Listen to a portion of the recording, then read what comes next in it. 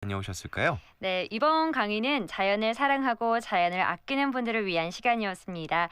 현재 한국의 현실을 알아보고 어떻게 극복할지 서로 토론하는 시간이었는데요. 먼저 이번 강의를 준비해준 임마뉴엘 강연자에게 한국이 처한 현실에 대해서 자세히 들어보겠습니다. 지금은 되게 심각한 상태입니다. 여기 한국에서는 예를 들면 북한의 경우는 북한의 가장 위험한 점은 이 핵무기 아니고 사막화입니다. 중국도 그렇고 한국도 물 부족이 있고 이번 여름도 되게 작년도 그렇고 심각해요. 앞으로 전망은 더 심해질 겁니다.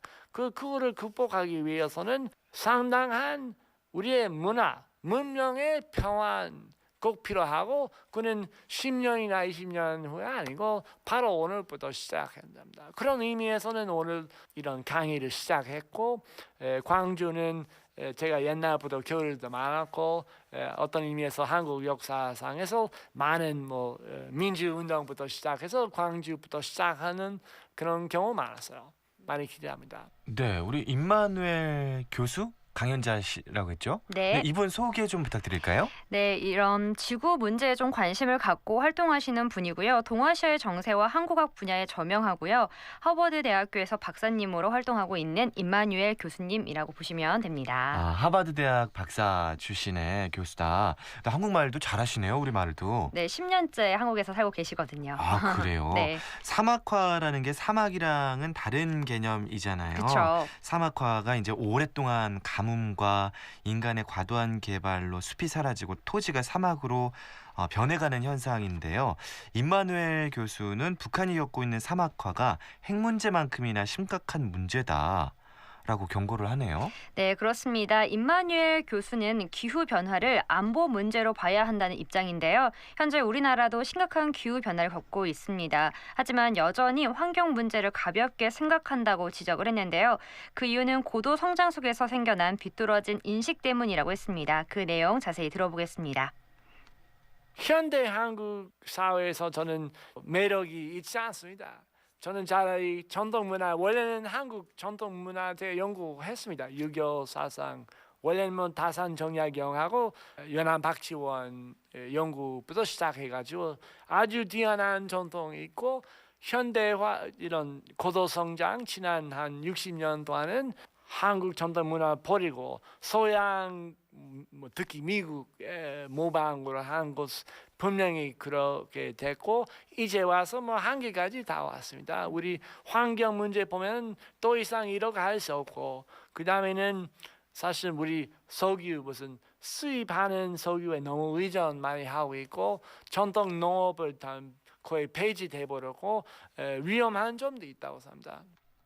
네, 궁극적으로 말씀을 정리를 해보면 우리의 이 값비싸고 고귀한 전통 문화를 고도 성장 속에서 지켜내지 못했다라는 말씀인 것 같아요. 성장을 하면서 이제 경제가 살고 삶이 나아지긴 했는데 문화 우리 것을 좀 잃어버렸다는 생각이 들고요. 네, 그렇습니다. 우리나라는 한강의 기적이라고 불릴 만큼 굉장히 빠른 경제 성장을 이뤄냈죠. 그런데 그 경험을 통해서 국민들이 소비 중심 그리고 경제의 중요성을 인식하게 됐다고 합니다. 그러면서 동시에 전통 문화, 전통 의식을 잃어갔다며 임마누엘 교수는 굉장히 안타까워했습니다. 네, 경제 중심으로 자본과 물질 중심으로 생각하고 소비를 했다면 이제는 그 생각과 의식을 좀 확연하게 바꿔야 할 때가 아닌가라는 생각이 듭니다. 계속 환경이 오염되고 기후 변화로 인해서 삶이 위협받고 있는 만큼 이제라는 기보다 지금 당장 시작해야 되지 않나 싶어요. 네, 그렇습니다. 임마누엘 교수는 어떤 시스템을 만들기보다는 개인 스스로가 인식 또 의식을 가져야 한다고 했습니다. 하지만 아직도 조금 부족한 상황이라고 했는데요. 그 내용 자세히 들어보겠습니다.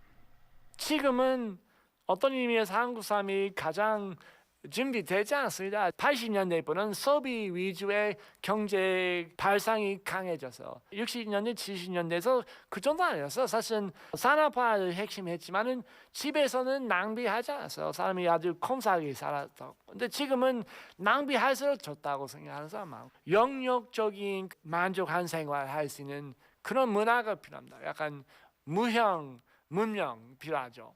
근데 한국에서는 옛날 아주 강했지만 요즘은 그렇지 않습니다. 그런 다시 회복하는 것은 아마 첫 번째입니다.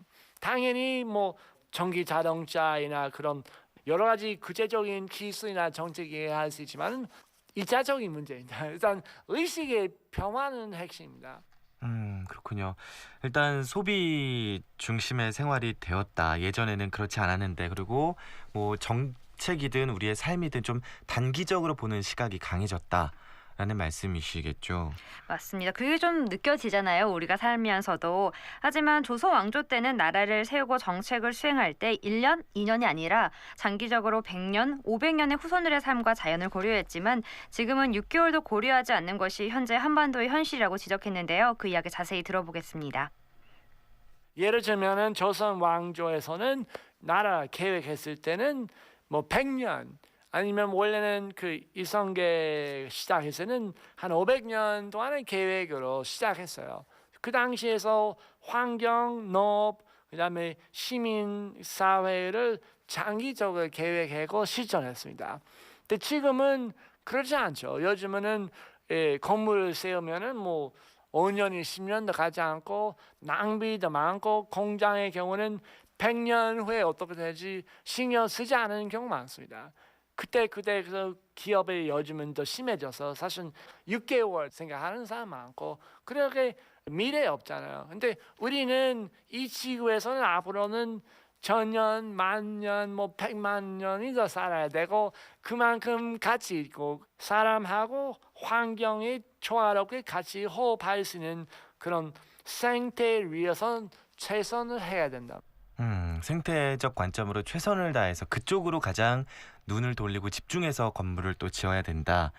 장기적으로 계획을 했다면 예전의 말씀대로 뭐 조선왕조 시대라든가 지금은 좀 그렇지 않은 부분도 있는 것 같습니다. 요즘에는 뭐 1년만 지나도 새로운 건물이 정말 후다닥 올라가고 있던 건물이 또 부서지고 그러니까 정말 그 변화의 폭이 큰 것 같아요. 맞아요. 정말 10년이면 강산이 변한다고 했지만 지금은 뭐 한 달 안에도 굉장히 동네가 빠르게 변화해서요. 저는 어디를 가야 할지 항상 길을 잃어버린 것 같아요. 그리고 중요한 게 인기 있는 동네 있잖아요. 아, 맞아요. 인기 있는 지구, 우리 여기 광주에도 인기 있는 곳들은 정말 공사가 매일같이 진행이 되고 너무 그때그때 갈 때마다 다른 모습들이 보여서 신기해요. 맞아요. 근데 공사가 진행되면 그 동네의 어떤 특색을 또 잃어버리고 그냥 거대한 건물만 지어진다는 좀 생각이 들거든요. 그렇군요. 그래서 좀 안타깝다라는 생각이 좀 들어요. 네, 물 부족, 뭐 국가의 사막화, 기후 변화 이게 다른 나라의 이야기가 아니라 우리 한반도에 닥친 직면한 현실이잖아요. 그렇죠. 그럼 우리가 앞으로 어떻게 해야 하는 건지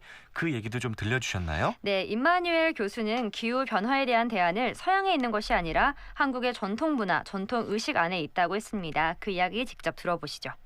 자기 나라에 대한 책임감이 분명했어요. 근데 지금은 지난 50년, 60년 동안에 뭐 서양화, 사실 서양이 변절이 더 많아서 그래서 원래 서양도 안 그랬어. 다 서양부터 시작하는 게 아니고 아마 18세기부터는 이런 공장이나 그 자동화 시작해가지고 문화가 좀 이상하게 돼버려서 일단 소비만 생각하고 지금은 한국 좀 극단적으로 그렇게 됐습니다. 근데 좀 이상한 점 서양에서는 해결 방법을 찾으려 해요. 근데 제 보기에는 해결 방법은 해외에 있지 않아요. 차라리 한국 원래 있었던 가치관하고 그런 지속 가능한 생활이나 사고 방식 회복하면 훨씬 성공할 가능성이 있다고 봅니다.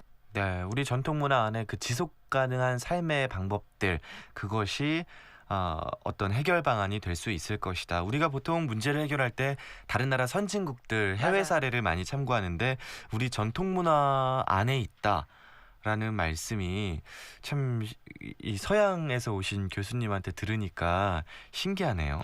오히려 우리 전통 문화에 더 관심을 갖고 더 많은 연구를 하고 있다는 게 좀 느껴졌는데요. 그리고 전통 문화뿐만 아니라 일상생활 속에서도 간단하게 변화를 해야 된다고 했습니다. 특히 뭐 지금 보면 커피숍에서 플라스틱 빨대를 종이 빨대로 바꾸고도 있고 일회용 컵 머그컵으로 변화되고 있는 걸 보면 아주 쉽고 간단한 일이지만 이런 일을 시작으로 우리의 인식을 좀 바꿔야 한다고 했습니다. 네, 간단한 일이지만 환경에는 정말 큰 도움이 되는 거니까요. 이 강의만 하는 것이 아니라 참석자들과 서로 질문하고 토론하면서 이루어졌거든요. 그래서 그 실황을 잠시 들어보겠습니다. 네, 안녕하십니까. 여수에서 온 최성욱입니다. 아까 교수님께서 이제 우리가 같이 서로 의논을 해야 된다고 하셨는데 교수님이 생각하시는 그 시스템을 만드는 첫 번째 조건이 그리고 그 시스템을 만들어서 나아가는 순서를 혹시 계획하고 계신 게 있으면 좀 같이 나눴으면 좋겠습니다. 네, 고맙습니다. 우리 앞으로 해야 될 활동에 대해서 생각 많이 해왔습니다. 고민도 많이 해왔고 제 생각은 첫 단계 약간 자기 마음부터 시작해야죠. 이번 강의를 직접 들었던 참석자분들은 어떻게 느끼셨는지 들어보겠습니다. 또 워낙 지구시민 실천하시는 걸로는 되게 유명하신 분이시고 또 광주에 모시기도 어려운 분이 이제 제 이름은 이제 알고 있었으니까 오시면 들어야 되겠다 이렇게 해가지고 같이 오게 됐어요. 내가 생각하지 못했던 것들을 생각할 수 있게 해준 것 같아요. 그냥 작은 페트병 하나 가지고도 지구를 생각하고 그걸 쓸지 안 쓸지 선택할 수 있어야 된다라는 말이 저는 가장 와닿았던 것 같아요. 우리가 이제 지구 시민이라고 하는데 나도 당장 살기 힘들고 하는데 무슨 지구까지냐 그렇게 했는데 교수님께서 정말 사명감을 가지고 해야 된다. 당장 지금 현재 안 되지만 그 사명감을 가지고 꾸준히 했을 때 되어진다라는 거 그게 가장 와닿았습니다. 네, 앞으로도 이런 강의 많이들 좀 참석해 주시면 좋을 것 같습니다.